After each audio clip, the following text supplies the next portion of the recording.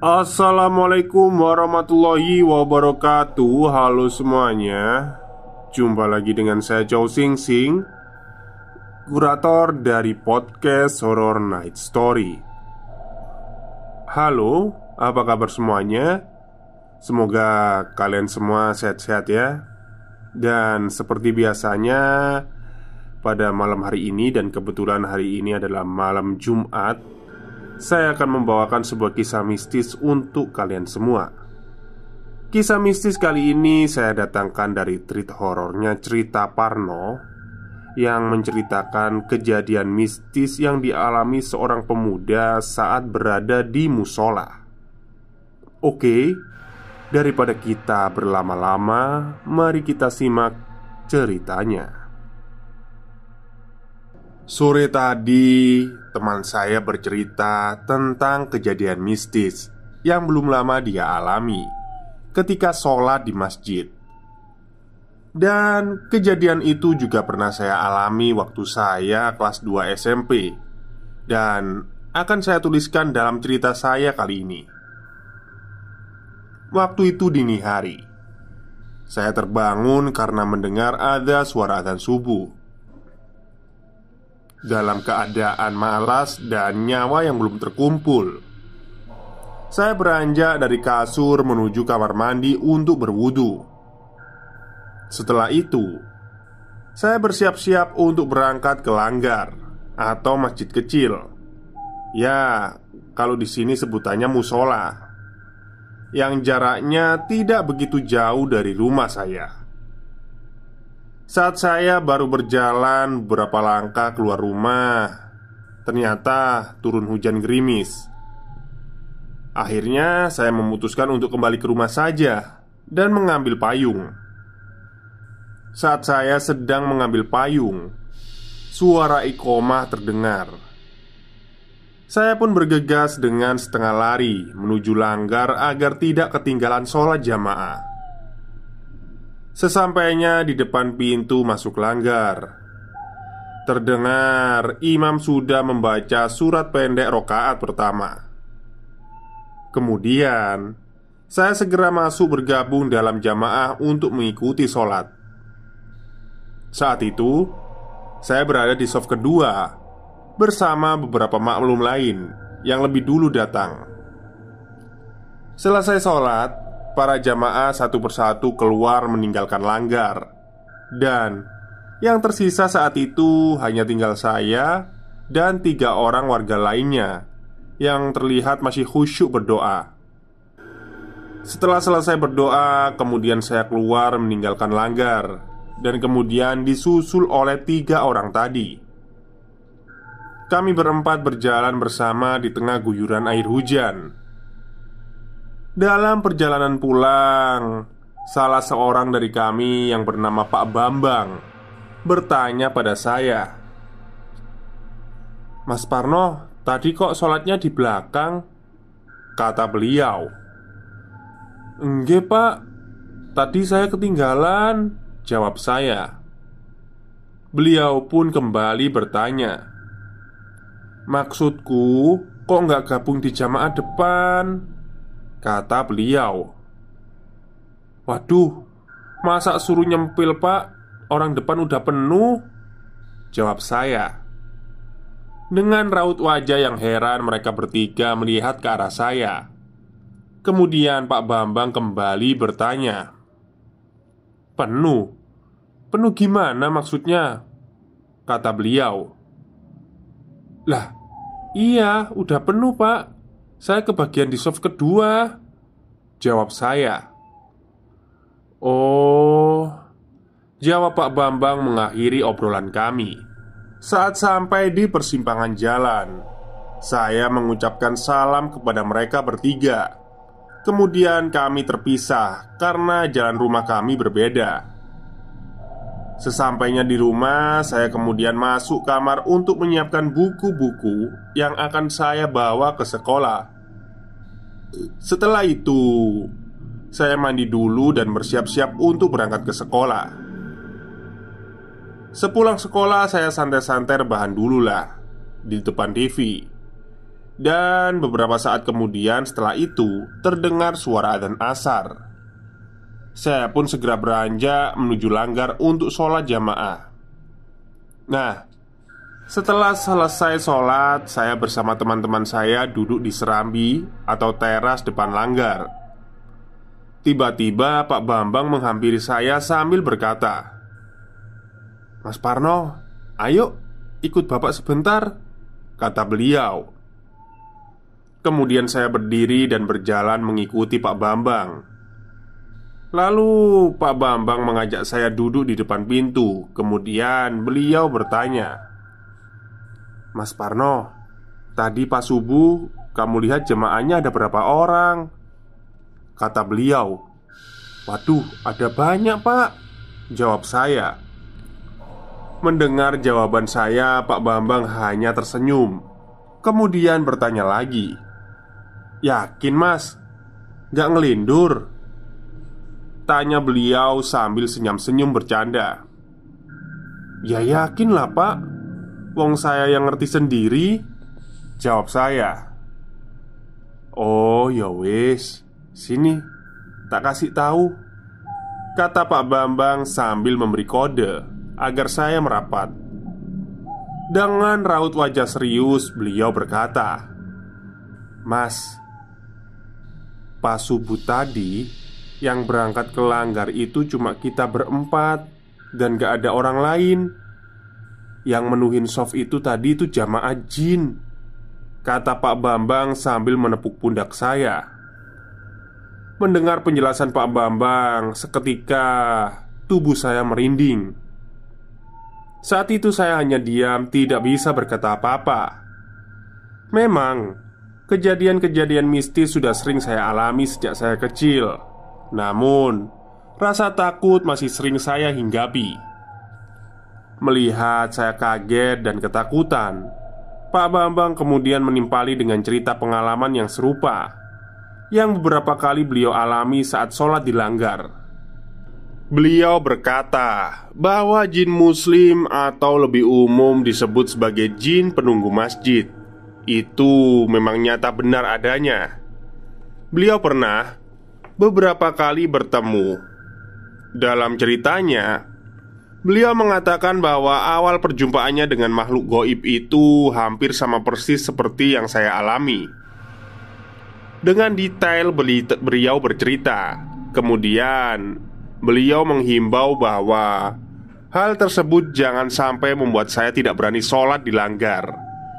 Sebab biasanya hanya orang-orang terpilih saja yang diberi kesempatan untuk bisa bertemu atau melihat wujud dari jin muslim itu. Beliau juga menekankan bahwa jin muslim itu baik dan tidak akan mengganggu manusia. Kalaupun dia menampakkan diri atau dilihat manusia, mereka hanya ingin menyapa saja, menunjukkan bahwa mereka juga ada, sama-sama makhluk Gusti Allah, dan sama-sama menyembah Gusti Allah. Selesai mendengar semua penjelasan panjang lebar dari Pak Bambang, saya pun merasa sedikit lega.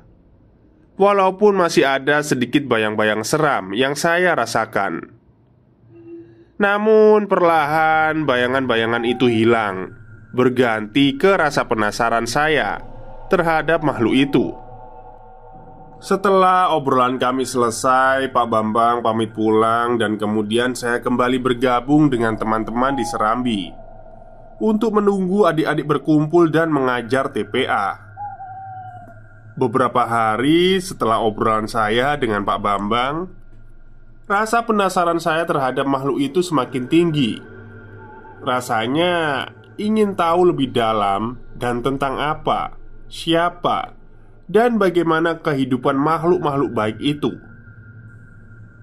Sejak saat itu saya sering menghabiskan waktu di langgar untuk sholat jamaah maupun ibadah-ibadah sunnah lainnya, dengan harapan saya bisa bertemu kembali dengan makhluk itu. Namun, karena obsesi saya yang teramat tinggi menjadikan niatan ibadah saya di langgar agak melenceng. Yang saya maksud melenceng di sini adalah niatan saya saat itu lebih terfokus pada keinginan saya untuk bertemu dengan jin muslim ketimbang niat beribadah kepada Allah. Dan karena salah niatan itu menjadikan saya sampai berbulan-bulan kemudian tidak pernah lagi bertemu dengan makhluk itu. Semakin lama rasa penasaran saya perlahan mulai hilang, dan kegiatan ibadah saya dilanggar kembali seperti semula, hanya untuk ibadah jamaah dan mengajar adik-adik TPA saja, dan tidak memikirkan tentang jin muslim itu lagi.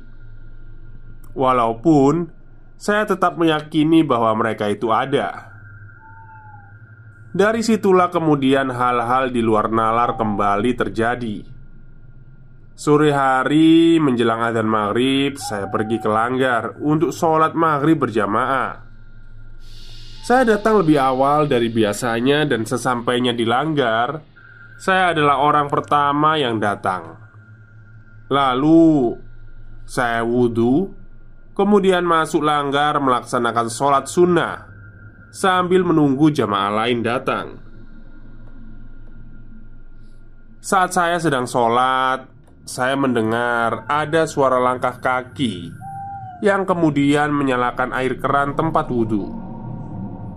Setelah sholat sunnah, saya belum juga melihat adanya orang lain yang datang selain saya. Kemudian saya berjalan ke arah tempat wudhu dan melihat sekeliling Langgar mencoba memastikan. Namun ternyata tidak ada seorang pun yang saya lihat. Akhirnya saya masuk lagi ke dalam Langgar, kemudian adzan. Di pertengahan adzan, saya kembali mendengar suara keran wudhu. Dan saat saya selesai adzan pun ternyata belum nampak ada seseorang yang datang. Di situ pikiran saya langsung tertuju pada makhluk gaib itu, alias jin muslim. Mengetahui hal itu, seketika merindinglah seluruh tubuh saya. Kemudian saya teringat pesan dari Pak Bambang. Jin muslim itu baik, tidak akan mengganggu manusia. Kalaupun mewujudkan dirinya, hanya untuk menyapa saja. Perlahan saya mulai tenang dan teringat pesan itu. Beberapa saat kemudian satu persatu warga mulai datang dan sholat jamaah dimulai. Sebagian juga tetap di Langgar untuk tadarus Al-Quran sembari menunggu waktu sholat isya. Saya saat itu memilih tetap untuk di Langgar tadarusan. Selesai tadarus, saya dan teman-teman duduk di serambi sambil menunggu adzan. Selang beberapa saat adzan pun berkumandang. Saya segera beranjak menuju ke tempat wudhu. Saat di tempat wudhu, saya bertemu dengan seorang laki-laki parubaya berjenggot panjang, memakai pakaian serba putih. Beliau menegur saya dengan salam. "Assalamualaikum," kata beliau. "Waalaikumsalam," jawab saya. Setelah itu beliau berjalan masuk ke dalam Langgar. Kemudian saat saya berwudu, tak lama setelah itu teman saya bernama Anang datang dan saya pun bertanya, "Bapaknya tadi siapa, Nang?" tanya saya. "Bapak yang mana?" jawab Anang. "Itu loh, yang pakai gamis panjang, terus jenggoten, bajunya putih," tanya saya. "Mbuh, aku nggak lihat. Mungkin temannya Pak Tono," jawab Anang. Pak Tono sendiri adalah salah seorang warga desa kami.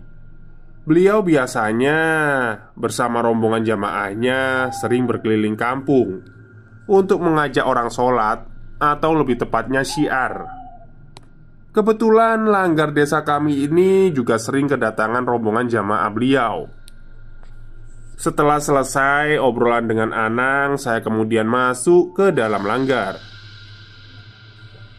Sesampainya di dalam, saya mencoba mengamati satu persatu jamaah yang datang. Namun saya tidak melihat adanya bapak-bapak tadi yang saya temui di tempat wudhu. Dek. Jantung saya seakan mau copot mengetahui hal itu. Seketika saya teringat kejadian yang saya alami beberapa bulan yang lalu. Lalu teringat dengan perkataan Pak Bambang bahwa hanya orang-orang terpilih saja yang bisa melihat mereka. Dari situlah saya mulai merasa tenang, seakan saya mendapat jawaban dari rasa penasaran saya yang beberapa bulan lalu yang saya cari. Sejak saat itu keyakinan saya terhadap kehidupan gaib semakin kuat. Kejadian demi kejadian semakin sering saya alami ketika berada di Langgar. Hingga lama-lama saya mulai terbiasa dengan hal-hal itu. Tidak masalah juga bagi saya, wong mau tidak mau kita semua memang harus hidup berdampingan toh. Hidup berdampingan dengan alam, berdampingan dengan sesama makhluk, baik yang di dunia nyata maupun yang tak kasat mata. Seperti yang sudah tertulis dalam kitab suci Al-Quran. Dan aku tidak menciptakan jin dan manusia, melainkan supaya mereka beribadah kepadaku. Surat Adz-Dzariyat ayat 56. Semoga sepenggal kisah pengalaman saya ini ada manfaatnya bagi Anda yang membaca. Matur nuwun. Oke, itulah cerita singkat dari Mas Cerita Parno yang menceritakan tentang jin muslim ya. Kalau di luar Jawa Timur itu musola langgar itu ya juga musola ya sebutannya ya. Takutnya kalian gak ngerti gitu. Langgar itu apa? Langgar itu ya musola itu. Oke, mungkin itu saja cerita untuk malam hari ini. Semoga kalian suka. Selamat malam dan selamat beristirahat.